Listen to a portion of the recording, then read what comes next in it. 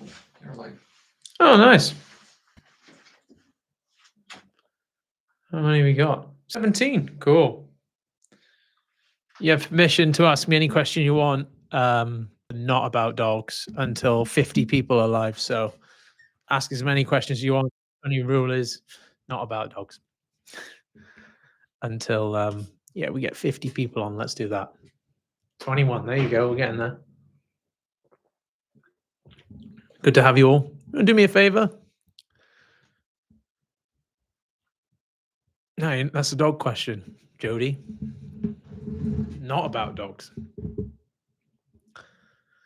I'll read some of these though as we go, if you don't mind.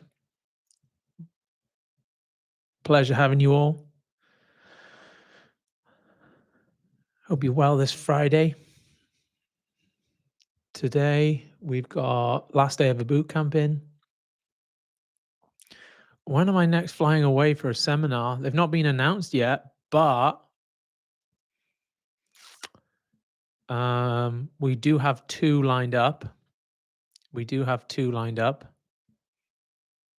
don't know if I'll say it. One's New Zealand, so that one's I think is now booked, and one is Canada. I think.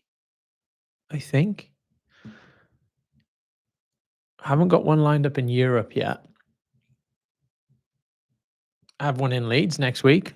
If anyone wants to join, we're streaming that one live. So I think virtual tickets like £100. I think it's quite cheap and reasonable. So if you wanted to join there, that'd be cool. How's my day so far? Yeah, good. Just been out in the rain though. Pablo's doing some groundwork here. So trying to extend parking because we're getting pretty busy. Got boot camp in. They're currently off site. So we take them to a place called Hickory's on a Friday, which is like a big grill house. Fun story. It was a shithole pub, like one of the most shithole pubs in Leeds. And now it's like got taken over by some franchise, I think. It's like a big American grill house. It's real good. And they look after us and all the dogs. So no plans on coming to Texas anytime soon, unfortunately. I'm going to Miami in January. That's not for work or dogs. That's just a short trip with my partner.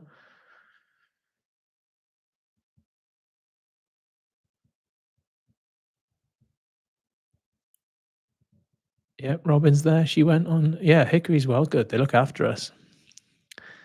Yeah, excited to go to Miami. Never been there before. So looking forward to it. Hello from Chile. Where's everyone from? Tell me where you're from, please.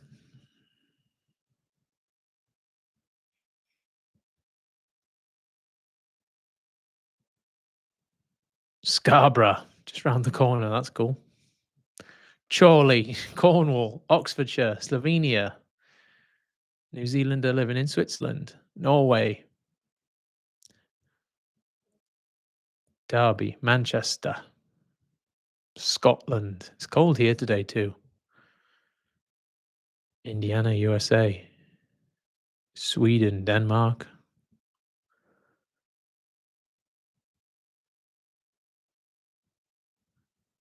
It's cold down south too. Yeah.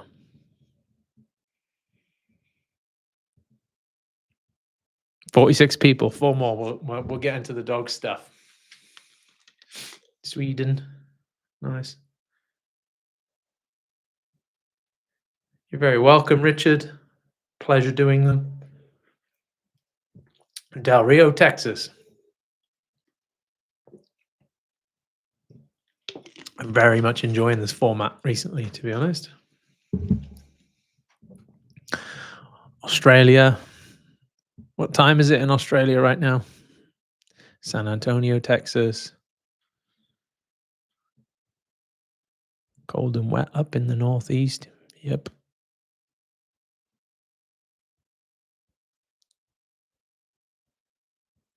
Nice. 12-week-old mini dachshund. Joshua Ellis, fucking late. Late for what? Yeah, missed anything yet, mate? We're all good.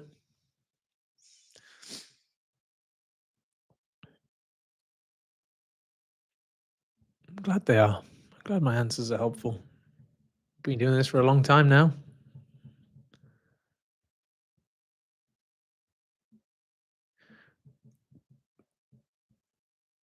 Oh, okay. Well, what dogs you've all got? Drop your breed of dog in the comments, please. See what we're working with. And we're at 52 people, so we can start asking dog questions too. Hit me. Chocolate Lab, English Bulldog, Belgian Malinois, Melon Flute, Malinois, another Malinois, GSD, Golden Retriever, Welshie, a Myritic Mountain Shepherd, Ginger Ninja Cockapoo, called it Border Collie, Malamute, German Shepherd, Pit Bull, Staffy Shar-Pei, Toller. They're cool dogs.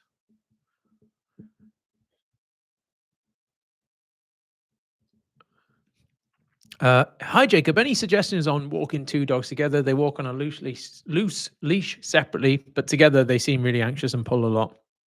You got to like compartmentalize things. They're both herding breeds of dogs too, so they'll be very conscious of where the other is. And what I mean by compartmentalize, you need to maybe train them together as opposed to like going straight into walking them together.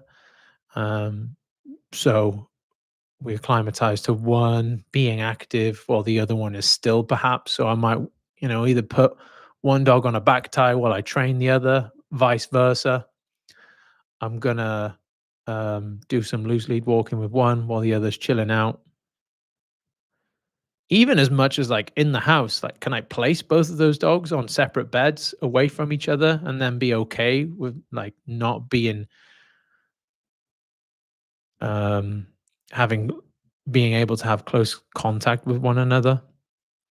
So really break that down, work them, train them separately for a little bit, and then work up to the walks, just like normal dog training best practices. How long does the avoidance suspicion phase typically last in fear reactivity case, you reckon? Rephrase that question for me and I'll come back to you. I don't know what you mean. Can you help at all with off leash heel? Yeah. My dog is fully e-collar trained, but I think it might be a useful thing to have in some situations. Yeah. So, how you transition is obviously with the leash. So, as you heel your dog, you're going to give the dog feedback with the leash to keep them in that heel position, right? And very simply, we use e-collar and leash feedback if your dog is well conditioned.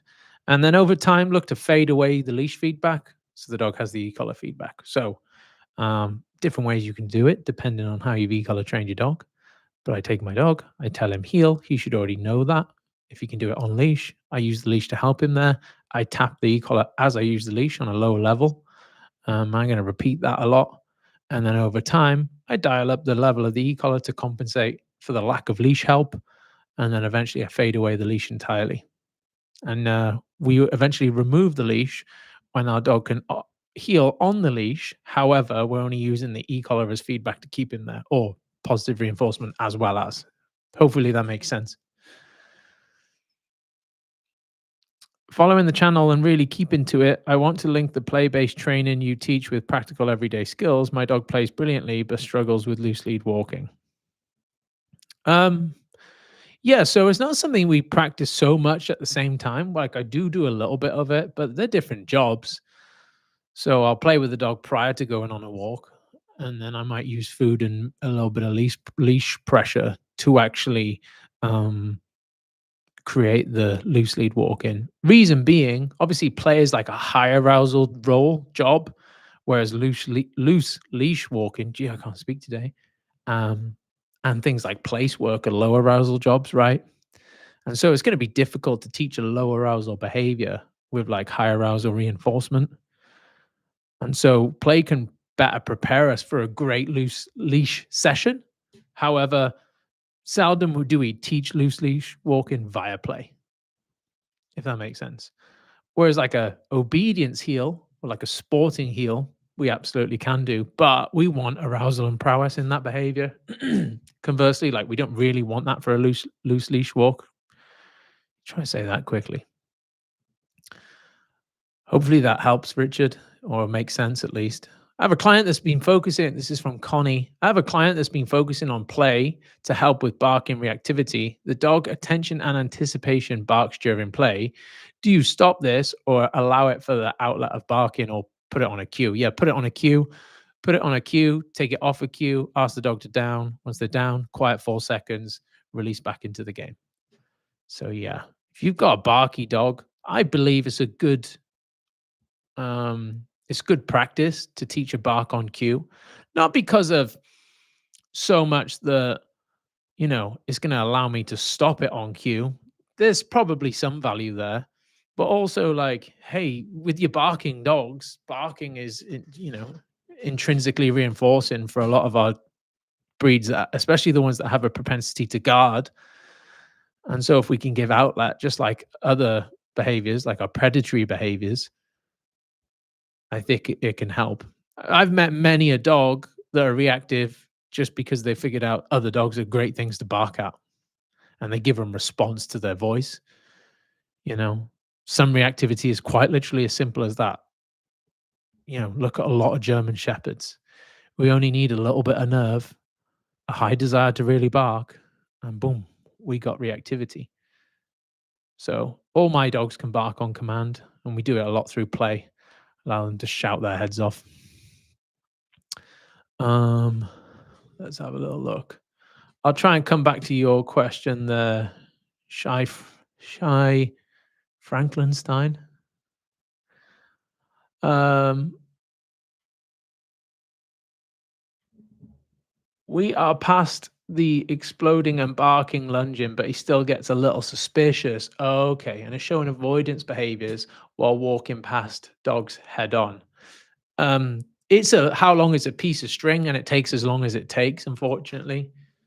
Like, truth be told, reactivity can be like the expression of reactivity, should I say, can be solved, quote unquote, in a very timely fashion. But if that reactivity was symptomatic of underlying like fear and uncertainty of other dogs, then we have to work on the socialization element after that and almost like build the dog up. And sometimes we need to stop the reactivity to get to that point in the first place and achieve what I refer to as prediction error, whereby, the reason your dog's barking and lunging is probably because they think that the other dog in this instance is a threat. And they also then have a danger of believing that their barking and lunging remove the threat. Hence why they do it. They want to create space between other dog and whatever it is, right? We want to teach the dog that other thing, like end goal, is not a threat. Now, we can't achieve that. We could show that the barking lunging dog to a million dogs. But if they bark and lunge and send every dog away, they're never going to habituate to the presence of other dogs because in their mind, they believe that the barking and lunging is what kept them safe. And so sometimes we have to suppress the barking and lunging in order to create opportunity for the dog to have a realization. Oh, they were never going to come towards me anyway. Like they were never a threat. Like they weren't going to hurt me. I didn't have to do anything. Right. And then you will have a little dog, or you will have a dog that might show alternate behaviors like, oh, I'm not going to, like deference almost. And that dog just needs like re-socialized, shown and shown and shown. Hey, dogs aren't a threat to you. Like they're not out to get you. We can use counter conditioning there by like using our terminal marker, but ultimately, end goal for anything is for the habituation to occur and the dog see enough other dogs and go, oh right, okay, like they are safe, they're not dangerous. There's different ways we can get there, but I can't put a time frame on your question, I'm afraid. See what else we got up here.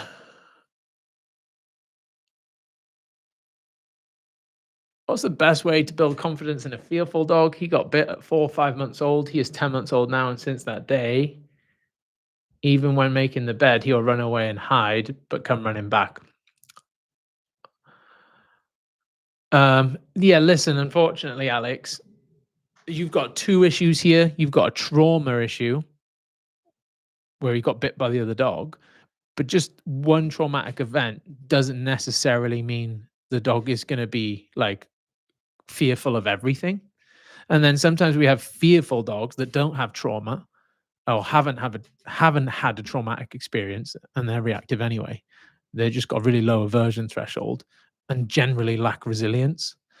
And so it's going to be a two-pronged approach for you. We have to make the dog more resilient. And there's only one way to do that, by getting them to do things they potentially don't want to do and come out the other end. And we need a certain level of obligation to achieve that. And but then also like show him the trigger at the same time. So there are plenty of dogs out there that have had multiple traumatic events, but they're so resilient that them traumatic events don't lead to reactivity. Hence why we make a really good effort to build resilience in puppies, because something is likely to go wrong in life. So my sport dog Stark, very good example of this. He's had a couple of dogs run over to him and like start fights on a walk, but he's not suddenly become reactive because his recovery rate, because he's resilient, um, mitigates that. And so you probably have a resilience issue as much as you have a trauma issue. So we have to build the dog up. We can do that via play. We can do that by getting them to maybe walk over things they don't want to, you know, tell you a little story. I had a client in for a consult, and this isn't me bagging out the client at all, but I had a client come in for a consult. Dog's about a year old. Just played with a lot of dogs throughout his life, but environmentally like sketchy as shit. And one day down the line, Cocker Spaniel runs up to it, steals its ball. They have a bit of a scuffle over the ball. And then from there on in, that dog is now reactive to everything and everyone. And they were putting the blame for the reactivity all on that one particular event. So we spoke for a little while, we had a little bit of a chat. And this dog, you know, it wouldn't walk through a puddle. Like if a puddle was in front of it, it would like walk around the puddle because it just didn't want to get its feet wet. They opened the window in the house, it would like run and hide under the bed. And it was just completely lacked resilience. And so the margin for error for a dog like that is absolutely tiny. And I had to say to him, like, it wasn't that caused your dog's reactivity. It wasn't that one bad experience because of, like, even if you do blame that, eventually something's going to go wrong in this dog's life. Like, it's going to get spooked by something. It was the fact that you've coddled this puppy and you've coddled this dog. Perhaps there's a genetic proponent to the situation too. But, you know, they essentially wrap that dog in bubble wrap from all its life. And then when something bad happened, it obviously completely and utterly crumbled. There's maybe a lesson on humans there as well. So, yeah, hence why we get puppies to do difficult stuff. Because if I want a dog that it can recover from, potentially shitty situations. So please don't your puppy should not be, you should not make your puppy immune to stress, or like you should not shy away from stress, or you should not shy away your puppy from stress. Stress is inevitable and it can come in different doses. And when life dictates that that puppy goes through stress, it can then create trauma because of it had no inoculation to stress through puppyhood. And that could be as simple as like it got put in a crate, it kicked off, it got super stressed, and you let it out. And it never had to deal with any sort of stress in its life. So if a dog trainer ever tells you like never put your puppy in a stressful situation because it's going to create trauma, I would wholeheartedly argue otherwise. And that's why I think a lot of reactivity stems. Anyway,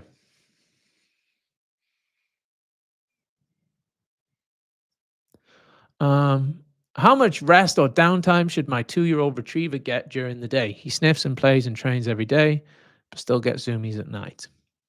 Um, so here's a point. We should do everything we possibly can in our power to meet our dog's needs, right? And I hope you realize if you spend some time on the channel, I'm a big proponent of fulfilling our dogs as best as we possibly can. Allow them to sniff, allow them to be off leash, play a lot with them, and allow them to live and just be a dog as best as you possibly can. Uh, what coincides with that, though, is we need to teach our dog the ability to settle. A lot of dogs aren't like pre-programmed to understand how to chill. Dogs basically all have ADHD, and sometimes we have a duty of care in teaching them that. And so you might very well be fulfilling your dog and exercising your dog enough, right? You might lack the ability, or you might have lacked the teaching of how to settle and switch off. Now, if we lack that, what inevitably happens is we create a dog with higher exercise demand, because if we exclusively use energy expenditure to get our dog to settle. So like I could turn around now and just say, yeah, do 2 walks instead of, do 4 hours instead of two, you know, or play 3 times instead of two, and so on and so forth. But the danger of that is if I don't coincide that with teaching the dog how to settle via place work, tether work, crate training, and how to switch off, dog trainers will say, teaching the dog the art of doing nothing. All that will happen is the demand for that dog's um, exercise to achieve fatigue and settling goes up and up and up to the point you can no longer meet it.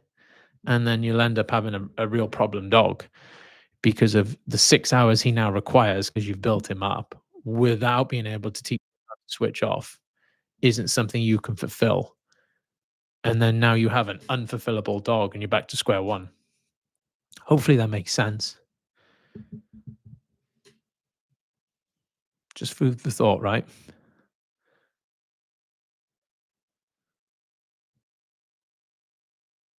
Got a question. My dog sometimes barks and charges at moving vehicles in my neighborhood, but everywhere else he doesn't. What do you think the reason is? Could be a couple of different reasons here. Um, First reason is there's a stronger history of reinforcement there, so it's more likely to just to happen. If you've on this live and your dog has reactivity, more often than not, they're more reactive where you most commonly walk them, right? There's a couple of reasons there. One, because it's rehearsed a lot. Um, there's a stronger history of reinforcement there. So there's like a greater behavior bank account. And so the bank account with the most money in is the most likely bank account the dog is going to make a withdrawal from. So there's that element. Second element is another, it kind of goes off the back end of the first, but um, if your dog has experienced going into a high state of arousal via their reactivity enough times, the environment becomes a condition to go into a higher state of arousal. So, as soon as we put our jacket on, leave the door, the dog's like, oh, okay, I'm predicting now to lunge at cars, and they get ramped up, which then like creates this cyclical effect. So that's quite common too. If the reactivity is operating from a place of nerve, perhaps they're more confident in that environment and is more like and are more likely to go into like a fight response, like go towards the thing as opposed to a flight response. Whereas if we take them out of an environment they're comfortable with, they're going to maybe be a little bit more proportionate as to when they're choosing to go into a fight response as opposed to a flight response.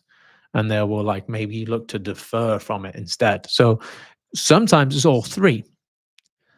Sometimes it's all three. So just some again, a little bit more food for thought.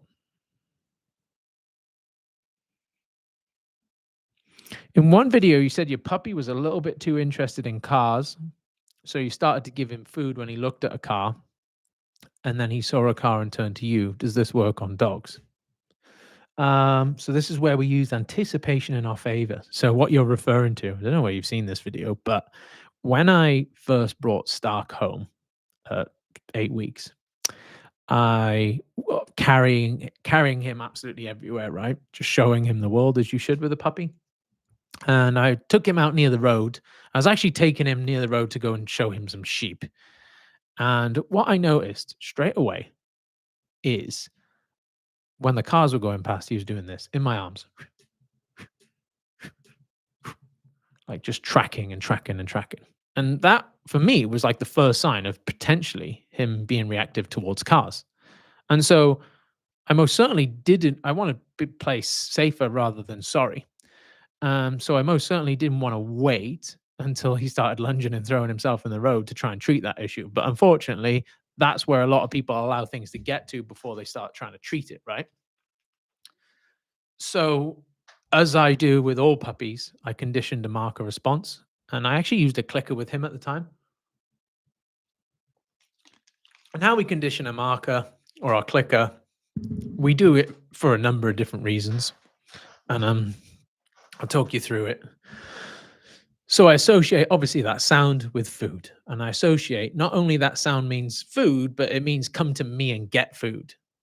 And I've got plenty of videos on how to condition this, and you can use it for your older dog too. The link in the description, the Behavior Bible, if you download that, it'll show you how to build the food drive and then condition the marker. So I conditioned the marker, and then I take him near the road, and every time he looks at a car, I would click. And over time, and there's still videos on our YouTube channel, not high as production value as they currently are today, but they're still there. Um, if you do that enough, eventually we classically condition the presence of the car announces the first part of the reward sequence. And so he would look at a car and then he would go, oh, okay, now you click, I go back to you. And very, very quickly, in this tiny little puppy, who was like 10 weeks old at this point, he would see a car, he'd check in with me. He'd see a car, and through the power of anticipation, he'd check in with me, and he's never had problems with cars. But he could have had a massive problem. Same with the like plastic bags people would carry. Now we have this on camera too.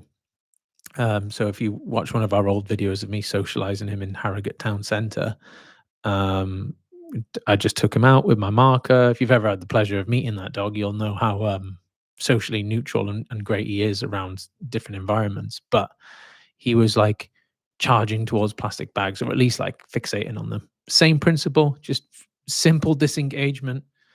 Very quickly, every time he saw one of those things, his automatic response was to check in with dad. Okay, I'll move on. Do you have any more case studies, videos coming up? I really enjoy watching them. Yeah, for sure. The thing is, though, we have a massive library of videos from all the seminars I've done in America, in Australia. And so we're going to utilize them. I've got a seminar next weekend. We'll take some footage there. We've got boot camp after boot camp running here. So we've got loads of opportunity. But yeah, they'll all come out. We've got a massive library of just videos that we're just going to put together nice and succinctly for you guys to watch and just start churning them out. We're going to try and post 2 videos a week from now, I believe. Jacob, what's your opinion on cane corsos with behavior and temperament?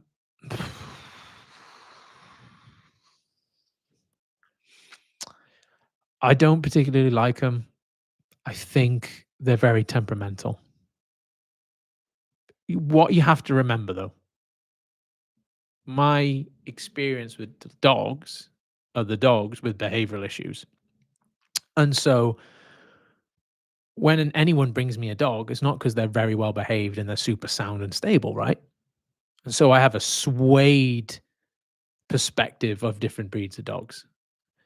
And my perspective of different breeds of dogs is going to largely revolve around their typical, their common unwanted traits.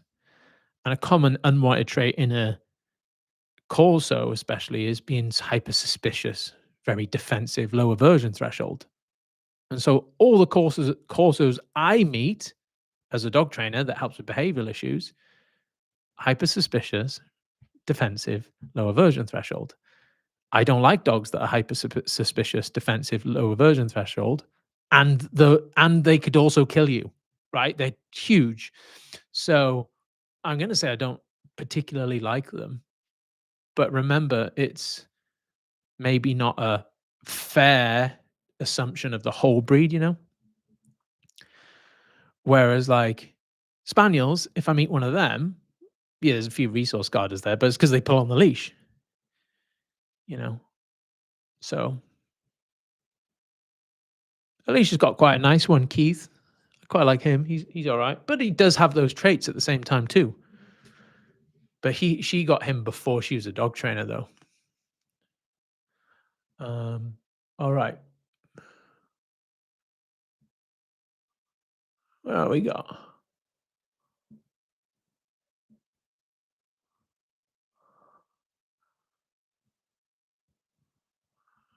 Malama here, Malama. Dog's excited when he gets to greet people. I'm just trying to think what's going to be relevant to most people. Charles, hi, Sky the Staffy here. You trained my owner end of August. Great results, but I'm still pulling on the prong when I know I'm going off leash around the field.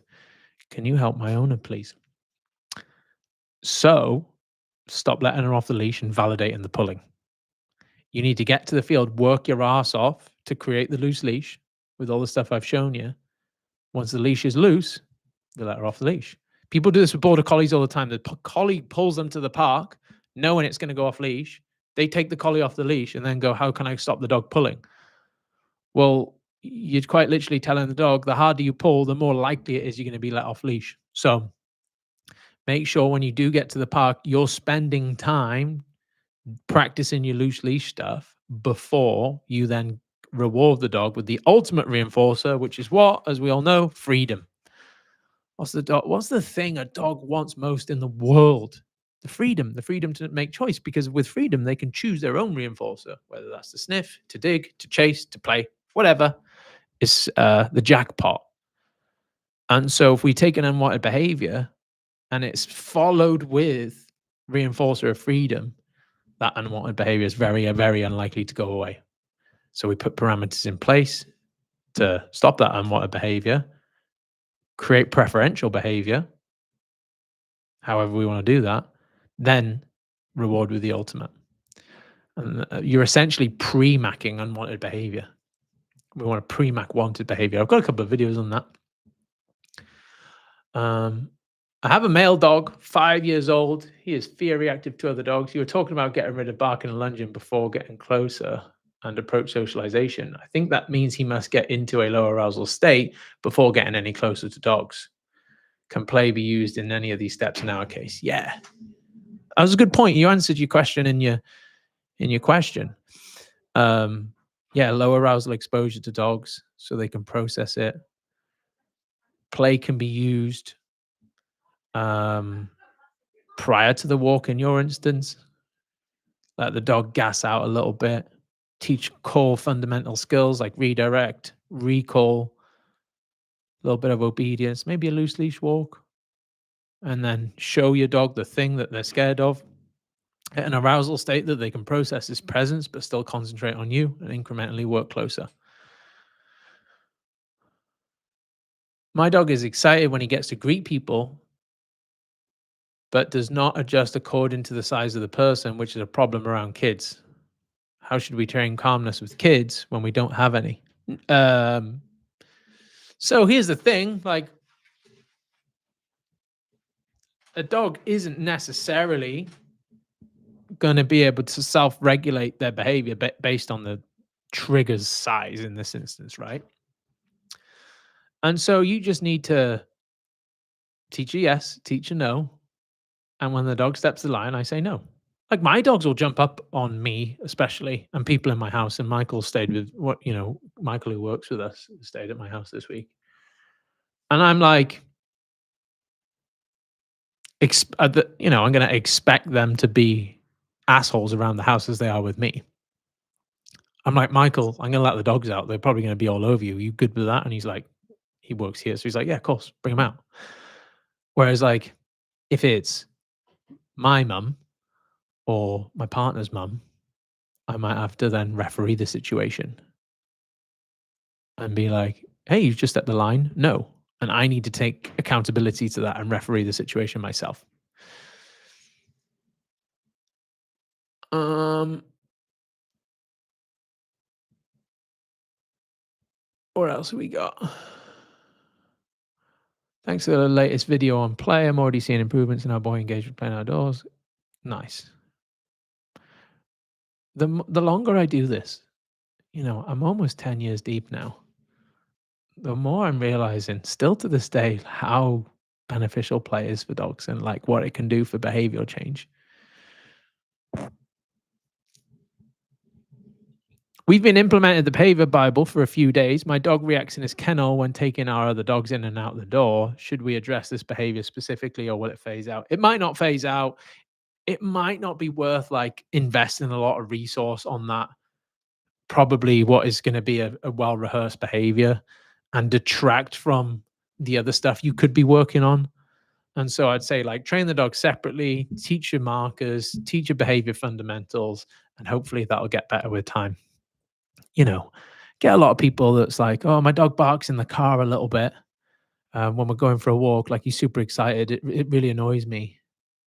And there's usually a bunch of other issues with that dog.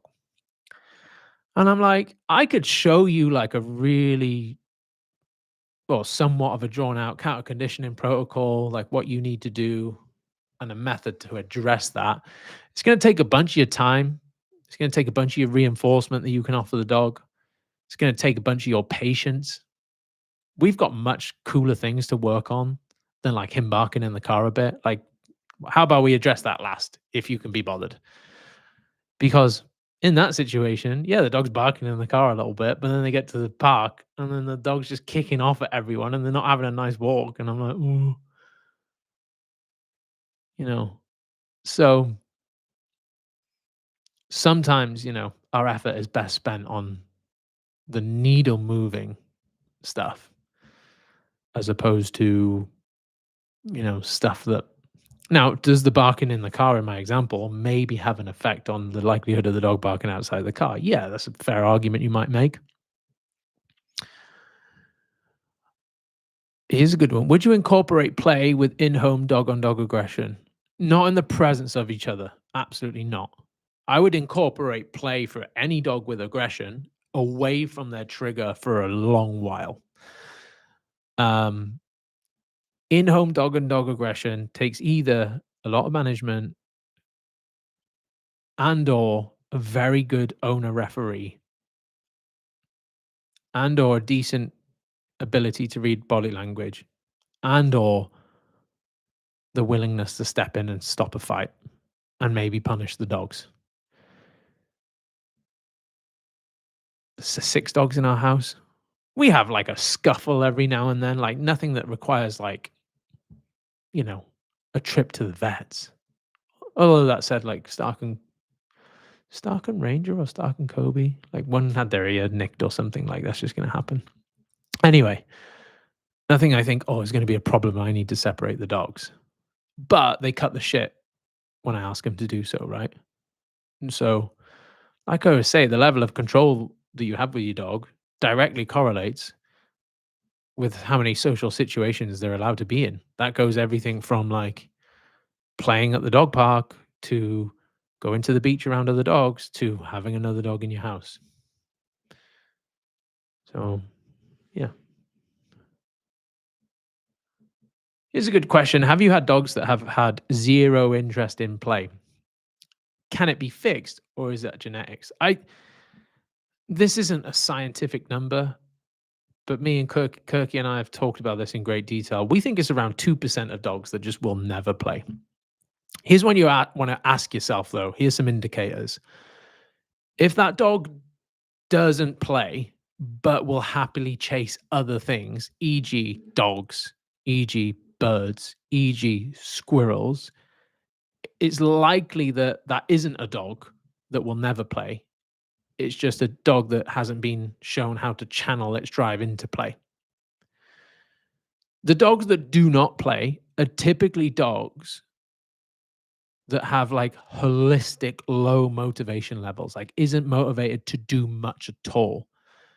Now, they're rarely the dogs with behavioral issues because the dog that can't be fucked to play can't be fucked to like bark and chase other dogs. Like it's going to be a dog that, oh, I'm not asked. And so, like, if you have a hyper reactive dog, a lot of the time, if they're willing to go into that level of expression, it's rare for them not to want to play at all. We just need to be conscious about like how we're offering and play, how frequently we're offering play, and like, are we limiting their access to get their fix elsewhere? I've said this on the channel before, but I've said this on the channel before, but um, a lot of dogs that don't play only don't play because of they're getting that arousal fix from other behaviors. And sometimes we need to close those avenues down, take those off the metaphorical menu before our dog might be willing to play. Some dogs we can just straight swap and start like playing better and they'll want to play with us and the older behavior will dissipate with time. That's not always the case though. So if the dog's at home stealing tea towels, he's fence fighting in the garden, he's barking out the window and he's getting his fix doing that, then that's indicative that he will play. We might need to just close those avenues first and channel it towards something much more constructive. Hopefully that answers your question. Um, any training protocols I can implement for my reactive 3-year-old pit lab around my 5-month-old baby? Is he currently reactive to the baby or he's reactive to other things and not yet your baby? Answer me that question and I'll come back to your question. I do not understand how the no marker works. You teach it first, of course, but later, can you just say no and stop the dog and stop with whatever behavior? Yeah, that's literally it. We condition the marker, we give it a very important meaning. The dog goes to do something they shouldn't. We deliver that marker with our voice and they respond to it. If it's conditioned correctly, there's no reason why that wouldn't work. I have a dog that I walk and is selectively reactive, dependent on who is walking him. I think he is winding up his owner because he is bored. Does that sound right? Couple of reasons. There could be many reasons to this, but obviously, like, I'm going to attempt to answer all these questions, guys, right? The long winded answer is going to be like, hey, we need to have a full conversation and break everything down. But I'm trying to provide you with some value. I can't just say like, oh, it depends on each and every question. So the selectively reactive dog, number of reasons. One owner has more authority over the dog than the other. Two, one dog feels safer with one owner than the other. Three, one owner has unintentionally made themselves a condition to the behavior. There's different ways they can do that. One is just by allowing the behavior to happen. The other one just like stopped it when the dog first tried. Dogs can take the piss a little bit and be like, oh, I can do that. Just like kids, like young kids. Oh, I behave like this at grandma's house, but not at mum and dad's house and vice versa. Right? Not suddenly anxious at grandma's and not at mum and dad's. They just know they can fucking get away with it. So that's a reason there. And that's always a good question to ask. Like when a dog is showing or suffering from behavioral issues, like, is this consistent regardless of who he's with? Because it's stemming from a place of crazy anxiety, but he'll only do it with one person. Like, well, okay, how does he switch his anxiety off with everyone else then? You know, the Behavior Bible's free. Send us a message on IG and someone will send it to you. So, I've got a webinar inside the description of this video, which you'll find helpful, I think. Found your videos about 6 months ago, and I just want to say thank you as my dog is improved from redirecting and blowing up to off leash today. with our local trainer's dog with no problem. So thank you. You're very welcome. Glad it helped. How would you stop a 4-month-old staffy pulling on a flat collar? If you were at last week's live, you'll know my answer to this one. So I'd encourage you to go and watch it because that's a long-winded, ranted answer I could give. Um, oh, back to you, Matt, regarding the staffy or the pity in the baby. He's reactive when being touched certain ways around strangers and other male dogs. The touching part worries me as she can't touch him yet. Maybe she never will, and maybe you'll have to manage that situation for a long time. And better to be safe than sorry. I've got I've got 6 dogs, and if I got to the point where I was gonna have a kid, there's a couple of my dogs I would trust entirely around the baby. Well, 99%, let's say. Stark and Ranger, definitely, and probably Martha. But Kobe, Darla, Luigi, trust them, but less so. And I would have no problem, and I don't think it would be logistically impossible to keep them dogs separate from my baby and still have. But that said, I don't have a baby. I don't intend to anytime soon. And I would be comfortable with that and those particular dogs not having a relationship with the child to keep all parties safe. No problem. Hi, my dog is pretty social in the dog park. She'll walk past 9 out of 10 dogs unless they start on her. My issue is when we meet other dogs one on one in the street. Your content is helping. Yeah, here's the thing.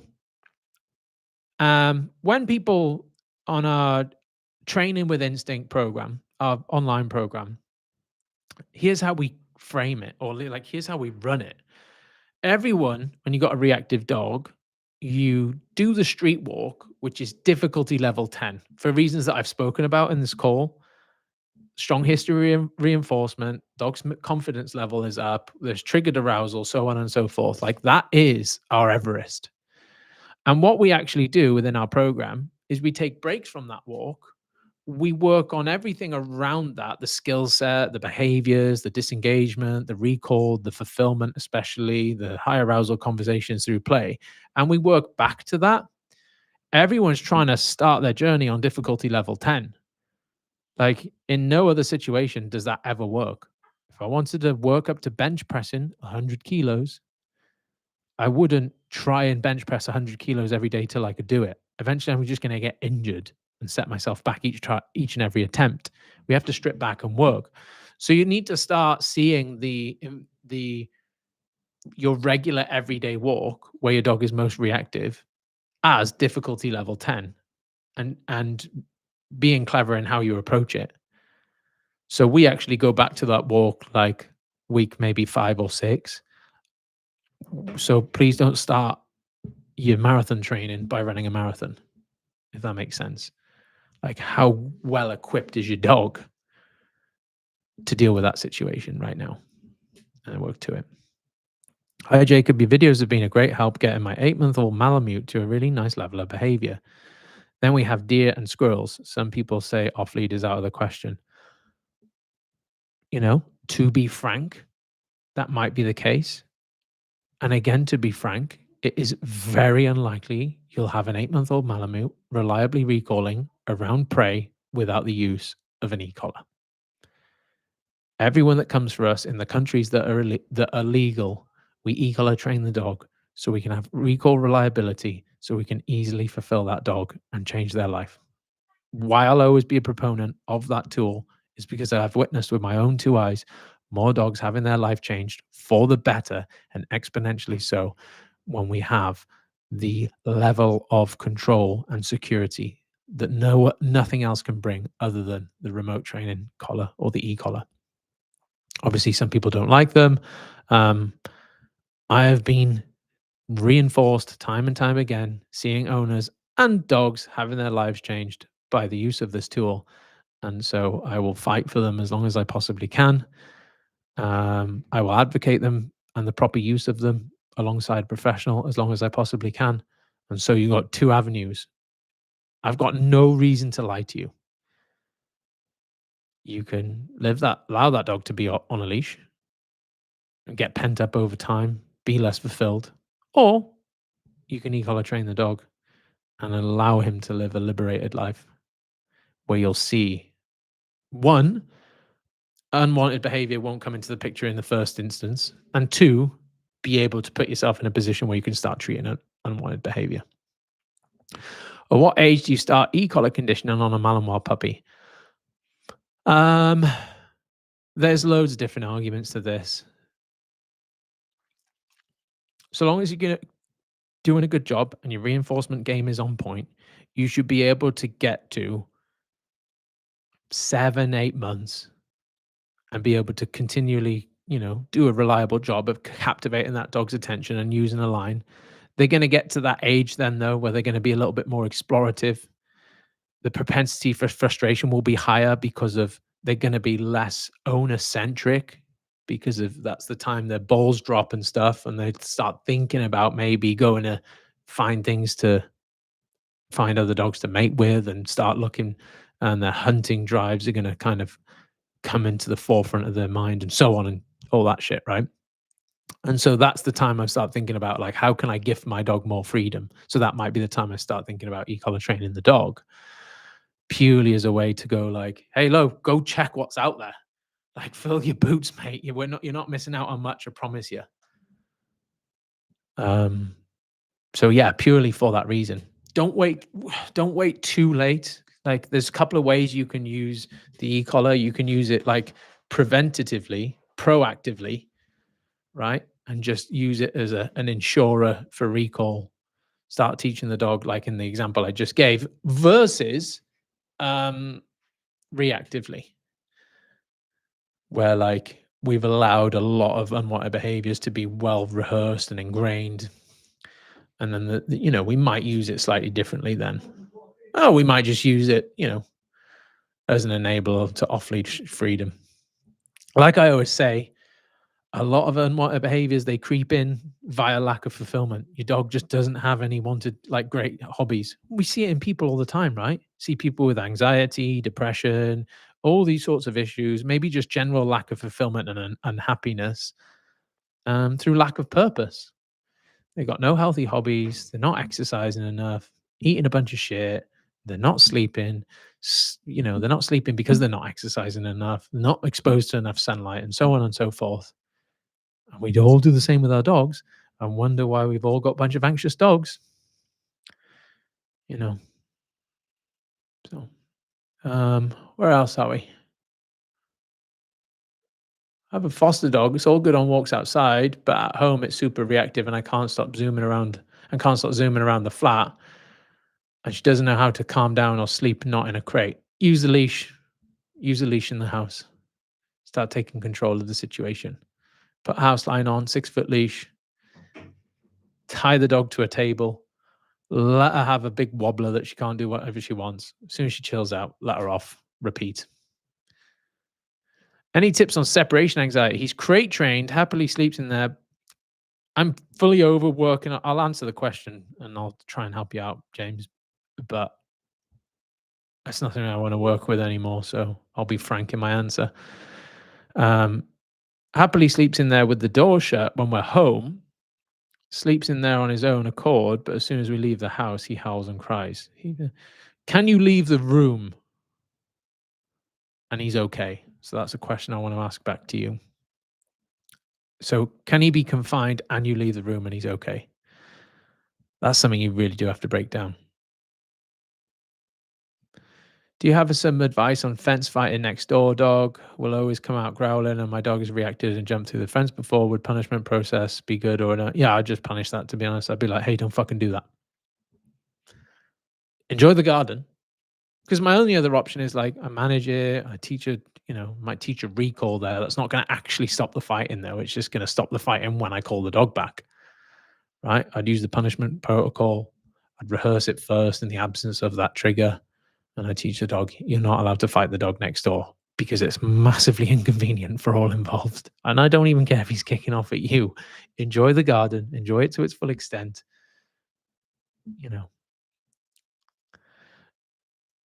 Is there e-collar training on the channel? The margin for error for e-collar training, truth be told, is very small. And so I don't offer any e-collar tutorials on the channel. It's only inside our paid programs. Our paid programs come with support from our training team, um, daily group calls that obviously are much smaller than this. They're capped at 10 people, and we have a actual conversation, not a typed one. You get WhatsApp support throughout that, and you get your one-to-one time too, to make sure you're doing it appropriately. We get all of our clients to send us videos of them doing it as well. Like I said, margin for error is quite small, and so I'd hate to people try and DIY it and ruin their dogs. So we only do it on our supported channels at this current stage. By the way, like, dog trainers, all of them condition e-collars differently. And I could do a 5-hour seminar on I could do a 5-day seminar, I think, on e-collars and the different conditioning methods. I have 3 ways, or we have 3 ways we condition them, depending on circumstances. We have 1 main way, but we have 2, like, alternate ways if circumstances dictate. But anyway, no, there's no, like, real breakdowns on the channel for that very reason. I'm sorry, Richard. I've been focusing on correcting for obedience over behavior. Do you agree with this? And what stage should I transition? I don't know what that means. That question doesn't make sense. Sorry, Ben. Ask it again in a more coherent fashion, please, sir. Focusing on correcting for obedience. Oh, no. 5-year-old Malinois blows up at big triggers, e.g., garbage truck, bike. Do I just need to increase the distance again? Can exposure to recorded sounds be used as a sub? Goal to walk 10 feet trig within the walk 10 feet within the trigger. I guess is that what you're asking? Um, right. Let me make a point on thresholds. If your dog blows up at something, right, from a training standpoint, either the dog was not prepared and we need to take a step back and better prepare our dog, or the thing is actually too close, right? Either way, we need to not allow the rehearsal to continue to happen. It might be the case that the dog isn't prepared and our markers aren't well conditioned enough. Maybe the dog is too pent up. Maybe we've not set up the dog for success in that moment, or it could be the thing is too close. That really is a dependent question. So, if I've got a dog that is totally unprepared and all I have is food in my pocket, I'm not going to expose that dog to the thing at all because I have zero preparation to deal with the thing. If I have a fucking hyper prepared dog that is a ninja at all the stuff I've taught him, I can get really close. And so, like, they're hand in hand with each other, if that makes sense. The better prepared and equipped the dog is, the closer we can get. And if the dog is consistently blowing up, yeah, maybe it is too close for his current level of preparation. I think that's my final answer. Yeah. Do you think they'll end up banning e-collars in England? I know they tried, but it didn't go through. They might do. And that's what I have as an objection quite a lot as to why people don't want to do e-collar training. But for my dogs, if I don't ever have to use e-collars again, they would still have great recall thanks to the e-collar. And so I would also say to people, it won't be like as perfect as it is, but it'll be good enough where I can, like, navigate everyday life and have them off leash. And that'll be because of, just like I said earlier, about the history of reinforcement of unwanted behaviors. The deeper ingrained it is, the less likely it is to go extinct, no matter how it was created, because of rehearsal creates reinforcement, so on and so forth. And it's like a bank account. Well, that also works for wanted behaviors too. And because my dog's recall, again, thanks to reinforcement and the e-collar, is so well reinforced, even if the e-collars went tomorrow, the recall behavior is not going to go extinct. But that's partially down to the e-collar, right? So I would present the argument like, yeah, if it is imminent that they get banned, that should, I don't want to I want to be careful with my words, but it could be an argument for maybe starting e-collar training sooner rather than later. All right. Um, would you not recommend using them without being shown properly? Yeah, the amount of people that I've seen DIY or try and DIY the situation with an e-collar and like truly fuck up their dog and create trauma with their dog is insane. And this is why I'm always saying the same thing, like, please don't go and DIY it. And again, this is why I've got a constant dilemma, right? Of do I show the tool stuff, show the benefits of, then people try and DIY it, versus do I hide the tool usage, be disingenuous, and trick the audience to think that the same results I get in changing these dogs' lives and the team get here can be done without tools? And I can't give a great answer to it. And so, like, I will apologize if there has been someone that has watched the content and DIY'd it and screwed things up. I can only apologize. But at the same time, I cannot be one of those trainers that I know for sure uses tools behind the scenes to get their results. But within their content, you don't see any tools on the dogs, and because they're virtue signaling. And then there's as the same amount of people trying to DIY it with treats, believing it can be done when it cannot in many instances. Not every and all. Hopefully that makes sense.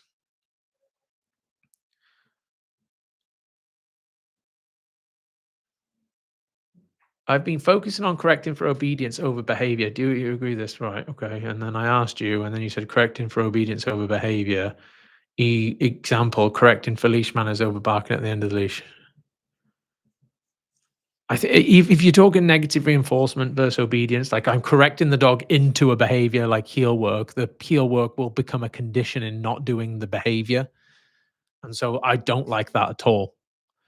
If we want a dog to be autonomous in their behavior, so long as they're prepared enough, we give feedback to the behavior. This is why I'm not an obedience trainer, and you don't see a hyper focus on obedience in my channel, because if obedience strengthens obedience, it makes obedience stronger. And while that is great and can buy us time and can like be implemented in order for us to get um the adequate exposure to the trigger, perhaps build impulse control. Eventually, if we want a dog that is liberated and makes good choices, we feed back via reinforcement and punishment, as opposed like positive reinforcement via conditioning, classical condition, positive reinforcement and punishment, as opposed to constantly telling the dog what to do. Because if my dog doesn't bark at other dogs because if I've compelled him to walk on a loose leash, then he will be required to be told to heel to not bark at other dogs. That is fine as a stepping stone to the end result, but the end result is I want my dog to be in break mode, in like do what the fuck you want mode, and not want to bark at other dogs. And obedience doesn't necessarily create that.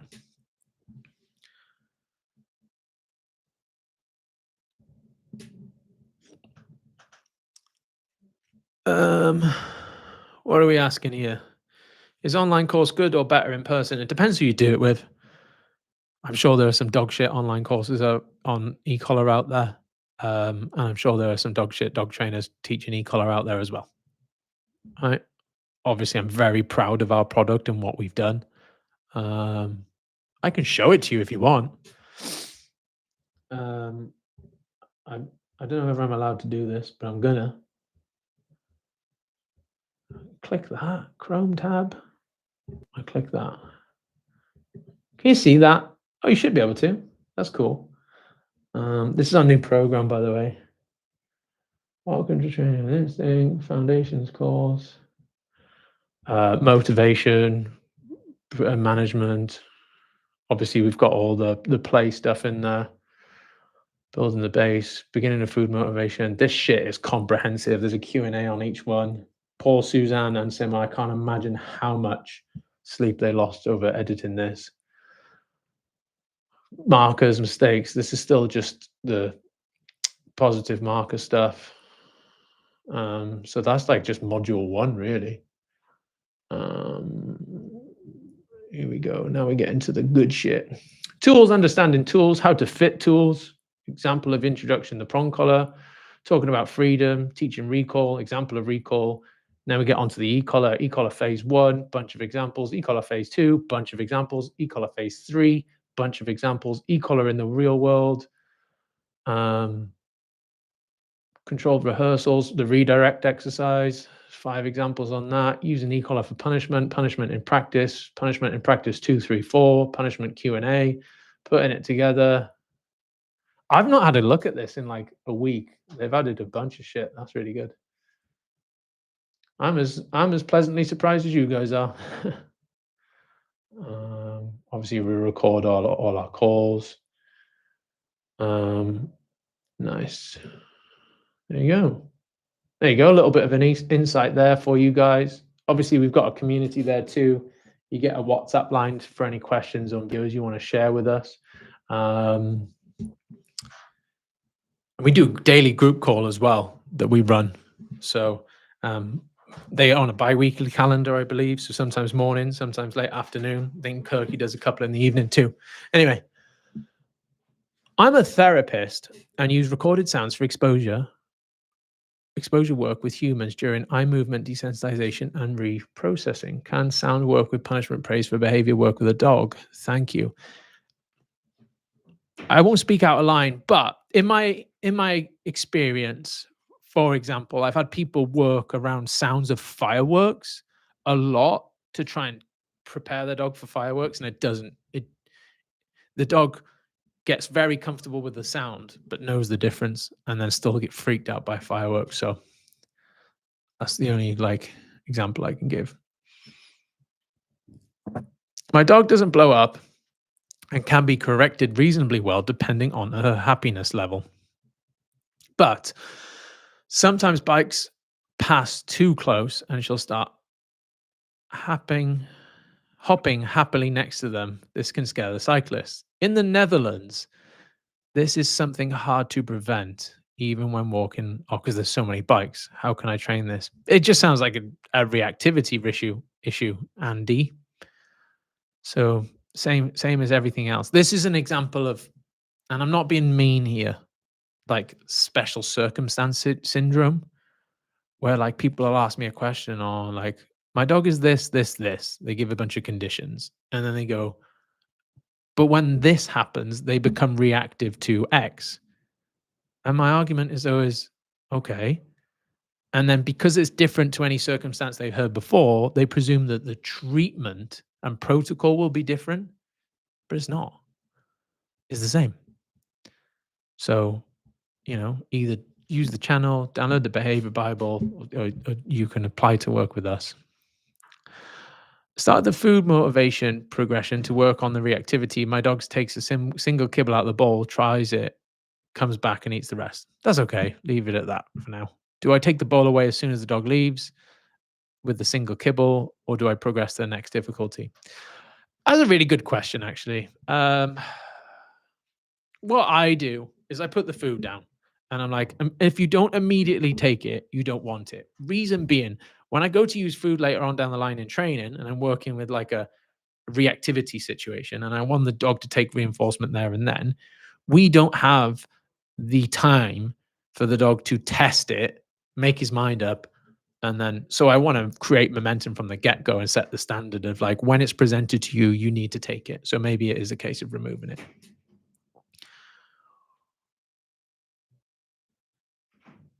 Well, I highly like you and your content. You make most sense from all and helped a lot already. I guess I'm going to sign up. Cool, Sebas. I'm glad you find it all helpful, man. Or woman, I don't know,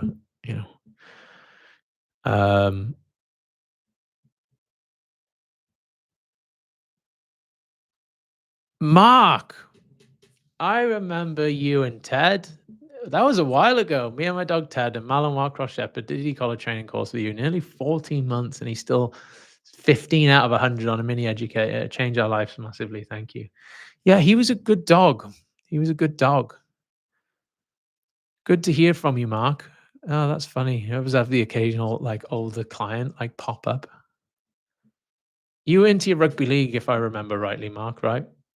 If I've got the right person. down at was it Milford or Hunslet or something? Let me know. Anyway, last one. Would you ever do an episode on quality products where you can get good quality food, toys, e-collar, slip leads? So much wasted money on shite stuff because I didn't know. Yeah, we should probably just put a list together with all our clients. Like we just provide it all and we just send it out to you in a package to avoid all that shit. But yeah, we should probably put a list together. Shout out to Canine Corner in the UK. You'll get good stuff from those guys. But yeah, prong collars, Hermspringer, um, e-collars, mini educator, Dogtra, Martin Systems, obviously. Um, yeah.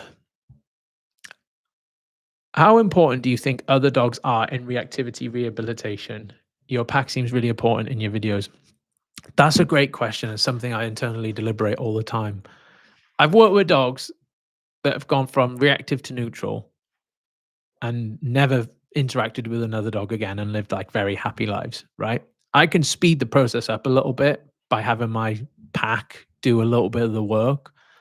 But at the same time, I've worked with dogs in the past that have just like, and the aim has just been neutrality. Like, I just need you to ignore other dogs.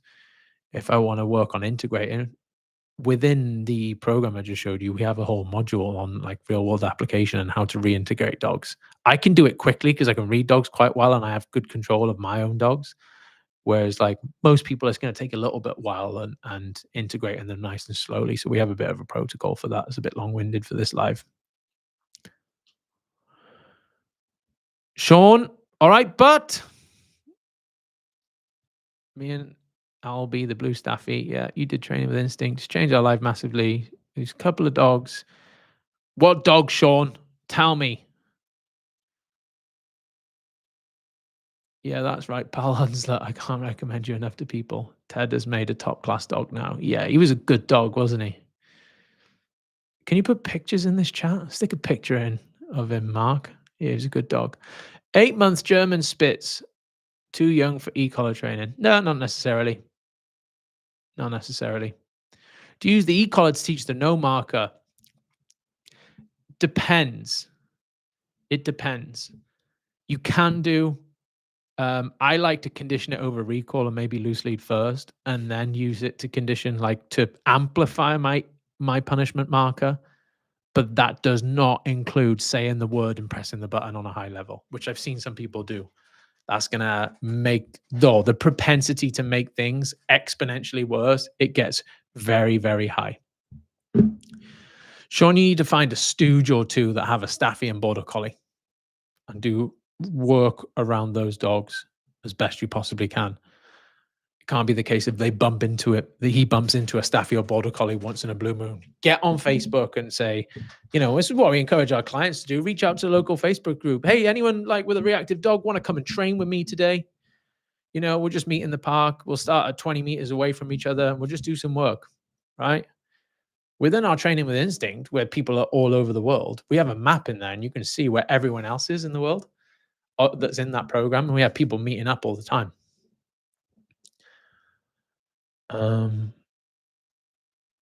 We should maybe do like group discounts for people that are in the same like location as each other or something. That would be cool, wouldn't it? I write that down. Wesley, what's going up with you? I'm all good. I've seen Jared somewhere. Where are you, Jared? Eyes ain't working today. The new facility's good. You need to come pay us a visit. Been doing lots of recall with a long line. Do you have a basic fundamental e-collar video uploaded? No, not for free. We don't. I think the margin for error is too great, I'm afraid, or too small. I don't know. Do you have any videos that follow up case studies from like Loki and Travis? Would be great to see how they're doing after a long period of being with you. Yeah, Loki still comes to classes now. And I think we did do a follow-up with Loki, like in part 2, because his owners were on holiday again and I had him. And then yeah, I get videos from Travis's dad all the time. I'm actually potentially gonna give Travis's or find no, Travis's dad wants another dog basically. And so I'm gonna try and find a dog, train it up, and then he can go there. Yeah, Travis is probably one of the ones that's doing the best. He's pretty much like just off lead and, you know, I really want to use TWI, just have to save up and sell some dog trait portrait commissions. Someone messaged Shy Franklinstein, go buy a portrait from her so she can train a dog. Do payment plans too, by the way. Just spread it over a year. Just ask the team if you can spread it over a year. I'm sure they'll be nice enough. When getting a puppy, would you suggest focusing on after building a bond? Crate train, condition a marker, and just socialize the hell out of them.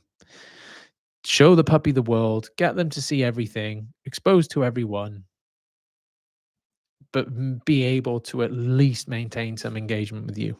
That's where most people go wrong, the socialization period. They take the dog to the same place to do the same thing over and over again. And when they grow past the point that they no longer have to follow the 15-minute rule, they take them somewhere new and it freaks them out. Tips for setting up those sessions with random people in the community. I'm friends with another reactive dog owner, but got nervous about making stuff worse if they were both knobs. Distance, walkie talkies and distance, or, voice record and distance. Use that to your advantage. My puppy, 8-month-old, doesn't like cuddles. Is that common? What breed is it? Tell me what breed.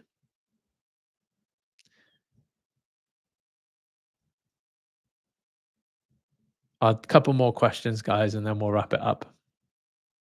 Appreciate you staying on. My puppy, tell me what breed. German Spitz, yeah. Those type of dogs, they're like fairly aloof. We see it in like huskies a little bit as well. Spitz. The dogs, obviously, with the bigger coats are designed, like the thicker coats, like the puffy coats, are designed to like be outside more, right? Which means is indicative of a little bit more independence from people. So they're gonna have less social drive, I think. Any tips for reactive dogs with high prey drive? Goes nutty for birds and pheasants, especially. You all know what I'm gonna say. What do you like? What are you asking me for, Kit Kat? To stop the chasing, to build a recall from the chasing? Like, what is it? My dogs all have exceptionally high prey drive. And where we live and walk the dogs, there's loads of pheasants, there's loads of birds, there's loads of squirrels, and they all chase them. I don't stop them from chasing them. I just know if it gets too far or they go out of sight, I can recall them and they can come back. I'm not a massive proponent of stopping chasing behaviors, right? I'm not. And the reason we're going to use an e-collar is because our dog is then going to be able to allow to go further through the predation, like the predatory sequence, and I still be able to call my dog back. Whereas if I weren't like I didn't have aversive control over my dog, I couldn't let them get that far, and I'd have to recall them before they pass the point of no return. Now, because if I have aversive control to my own dogs, I'm like, fill your boots, go for it, chase. So long as I can see you and you're not, going to run into a road. And there's a massive misconception about tools like the e-collar. And I'm sure some people do use them just to like stop chasing. And in some instances, I have had to do that. So sheep, for example, I'll use the e-collar in a way to communicate to a dog, like never chase that ever, whether I'm there or not or whatever.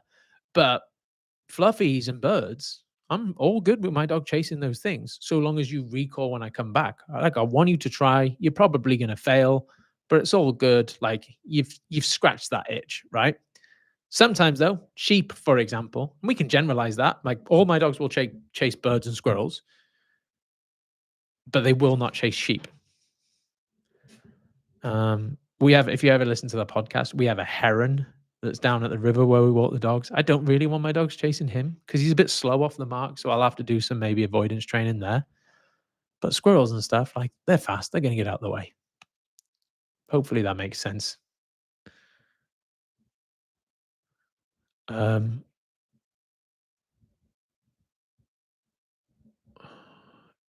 what else we got? Thanks, Jay. You really take the time to do this. You're all good, man. You're all good. I appreciate it. I appreciate you watching. I really do. Honestly, I don't take it lightly. The amount of people that watch and tune into this sort of stuff. It's a level of responsibility, and the team and myself take it all very seriously. Um, Resource guarding is a tricky one. It really needs to be broken down. What are they guarding, and who are they guarding it from? You know, what age? This will be the last one or two. What age should I start limiting treats like a vending machine at the moment? It depends. How happy are you with the dog's behavior?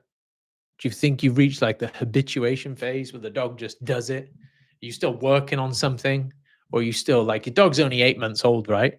So I used food a lot with Stark, probably used it longer than I probably needed to.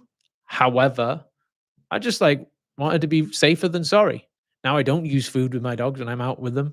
You know, I use a small amount of aversive control, but truth be told, all the behaviors have habituated to the point like I say the word, they come back. I put them in heel. The person dog passes. I then release him again. Um, so it depends. There's a lot of dependence there. Sorry for that shitty answer. My dog is 7-month-old Rottie. He's in a fear period and started to bark at other dogs. Nothing bad has happened. Now I'm trying to expose her with much, and with much. I'm trying to expose her with much. No forcing and escaping. Well, I can show my reactive dog 100 dogs, but if he barks at 100 dogs, I'm just fueling the reactivity. So I do need to put some sort of parameter in place. And this is the difficult thing. We can't just hide the dog from other dogs during this period because by the time they come back and see dogs, um, by the time they come back and see dogs, it's going to be more novel and it's going to perpetuate the reactivity. And so it might be a case I put some control on the dog to then show him again. Hopefully that makes sense. Um, Yeah, if they're doing the right thing, praising massively and rewarding calm behavior, of course. Anything preferential we want to reward.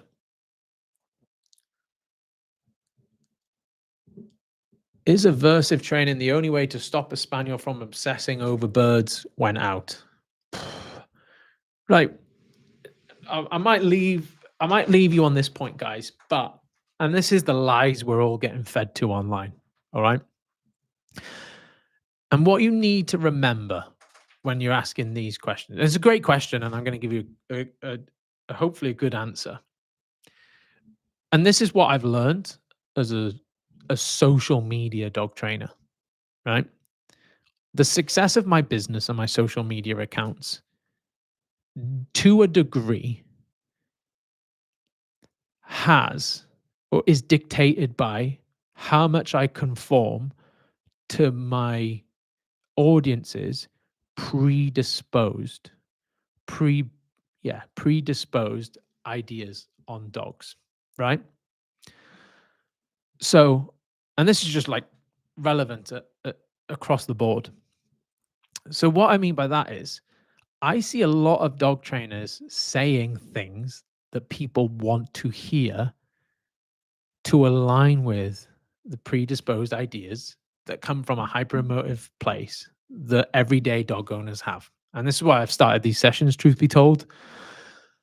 And I'm sure you've realized by now, I'm not one to just align my messaging for the sake of that. But a lot of people do. Now, to answer your question, aversive control in many instances is the only way you will be able to bring a dog out of certain drive, especially drives that lead to fighting or drives that are really innate in the dog and bred into the dog. And the reason people lie to you and say it can be done with reward isn't because they believe that to be true. They don't, because if no one's proving it with video footage, no one has proved it yet. No one's taken a dog that has crazy chasing behaviors or like crazy reactivity and aggression, and without reversive control, being able to change that dog into a well-rounded dog that makes choices. Like, I'm yet to see the evidence, right? The evidence with my own eyes, and I don't know why anyone's done it yet. They're all saying it, no one's doing it. But the reason these trainers spout off on that is for the sake of aligning audience predisposed views and to generate their business and traffic and content and so on and so forth. And I've learned that. Like, don't think I don't really learn how social media works as a person that runs a business. Don't think I don't understand how YouTube works, the algorithm works, the thumbnail works, aligning the audience works, and so on and so forth. Like, that's what I do. And now I've realized it, you can really see it in other dog trainers' content. And it's not everyone. I'm not saying like, oh God, I'm the greatest and you should only listen to me. But some of the big accounts, especially, um, we're getting fed lies because of people just want to put stuff out there that people can just, yeah, I agree, I get it. Oh, I totally get it. Yeah, no, treats are way better. Like, yeah, totally. So in short, there's a very high likelihood that aversive control is the only way you're going to get your spaniel obsessing over, or stop your spaniel completely obsessing over birds. And the fact that you've asked that means that someone online has fed you lies, because there's no greater reinforcement than freedom and or the dog being able to do what is genetically predisposed to do, right? Look at every sport dog trainer in the world that are working with Malinois and allowing their Malinois to do bite work, a behavior they're genetically predisposed to do. They're all using aversive control. Why? And don't ever give me agility and as an example, because you're not stopping any behaviors there. You're just starting behaviors. Anyway. Um,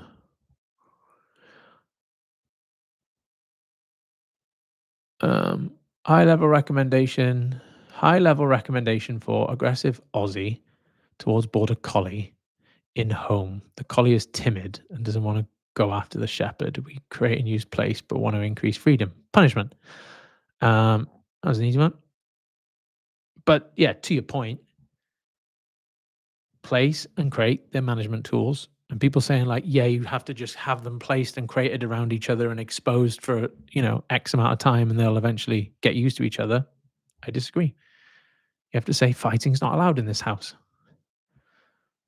My dog, there's a couple of my dogs without good refereeing wouldn't be able to live with each other, namely Stark and Kobe. If I didn't have control over those dogs, which aversives have granted me, they would not be able to live together and they would have to be kept separately. They still occasionally give each other a look, you know. Um, I have a pretty reactive 11-month-old Samoy boy. Any tips for adolescent stage where biting, barking, and aggressive greeting are at a peak? He's friendly but tends to be loud and jumpy. Play, yes marker, no marker. Ted, how do you rank nose work as a sense of fulfillment, something to focus on, or just something nice to have once in a while? No, it's worthwhile focusing on for sure. Like, I'm a big proponent to nose work. I'm gonna be totally honest. Like, I've never dedicated a lot of time in trying to upskill myself in like scent work and stuff like that. It doesn't particularly interest me. However, I do see the benefits. And I think they're great tools for dogs. Anywhere from scatter feeding in the garden to article indications and searching for bombs in Afghanistan, I think is great. I'm a big proponent to nose work. I just don't have a lot of experience in it, so you don't see me talk about nose work much because it's not something I've proficient in. If only all dog trainers did the same. All right, let's wrap it up there, guys. Link in the description if you want to apply for the next cohort of Training with Instinct, 60-day program. Like I said, you get daily coached one-to-ones like this. You can attend as many or as little as you want. You get a WhatsApp line. There's probably a few people in this call right now that have done the Training with Instinct program. If you have done, you found it beneficial, give it a shout out, please. Obviously, you get the broken down library, the community access. We really have designed it to give you as much contact and help as we possibly can. If you found even me answering one of your questions helpful during this chat, you get access to the full team to ask as many questions as you could possibly want. And so if you want to turn things around, we help you or we don't take your money. And if we don't help you within that 60-day time frame, we'll continue to work with you until your problem is solved. Our business is about solving your problem. It's not about just training your dog. And what I mean by that is like our program is designed to bring you that end result, which is for you to live a liberous life with your dog, and yeah, hopefully change things. If you don't know, this whole business was started because of I had a reactive dog, Ranger, and training him was the most fulfilling thing I've ever done. Obviously, it led to this place because there, no, yep, there he is. But at the same time, you know, a dog is one thing. A trained dog you can take anywhere in the world is another thing. So if you want to employ us to help you do that, we would be over the moon to help you do so. All right, guys, I'm going to wrap it up there. I'm going to go have my lunch, and then I got another call with my mentees at 4 o'clock. If you're interested in my mentorship program, by the way, go ahead and send me a message on Instagram. So I run 2 mentorships. One mentorship helping dog trainers scale their businesses. A second mentorship for helping dog trainers develop their skill sets and help them be able to solve these problems for other people. So if you're interested in either one of those, fire me over a message on Instagram. But other than that, hope you have a wonderful day. Hope you have a wonderful weekend. I'll run a couple of the lives next week. If you're reading this, if you're watching this in hindsight, thanks for joining. And yeah, catch you all next week or whenever. Bye, guys.